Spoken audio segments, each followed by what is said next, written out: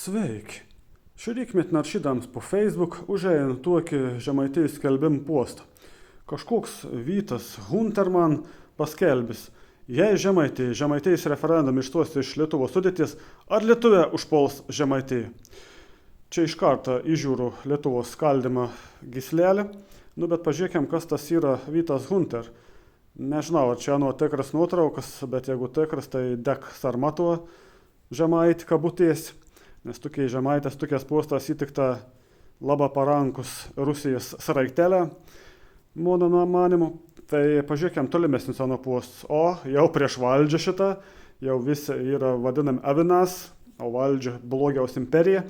O, mūsų būsimasis prezidentas Vaitkus, karą ir kas čia dar, apie vaikus kažkas.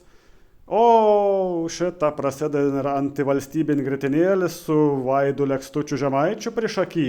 Jau kortas ten viskas aišku irgi. Selafanovas, tai viskas aišku, čia apie ton žmogų ir apie nuo pasaulėžiūrą, viskas ir kuo puikiausia aišku. Jiems prieš valdžią, Lietuvos skaldyms, Žemaitijos atskiriams nuo Lietuvos, tai čia gal ir Dzūkija ir Suvalkija jau reikėtų atskirti, tai čia suskaldyti vien žodžiu Lietuvą į atskiras salelės, ir tada Rusiuką galės įžygiuoti čia vėl kaip į Ukrainą. Tas Vytas Huntermans, visiems dabar bus aišku, kas per persona. Tai tokių aš žemaičių, man gėda dėl tokių žemaičių, dėl savo kraštiečių ir tokių referendumų kaip žemaičių atsiskirimą net negal būti. Čia joks sveika proto žmogus tokių referendumų neskelbtų. Čia yra tiesiog Lietuvos draskims į dalelės, tai joks, sakau, sveika proto žemaitis nepritartų tokiam.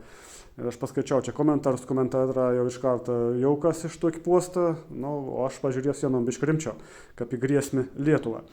Tai dėkui, kas pabuvo šiam video, čia buvo man toks rikmetinis biškį pasišnekėjams su savim ir su jumis. Gal kažkas išgirdot, gal kažkam patek, o tiesiog negalėjau tylėti pamatyti tokį postą, tai tam sykiau teik.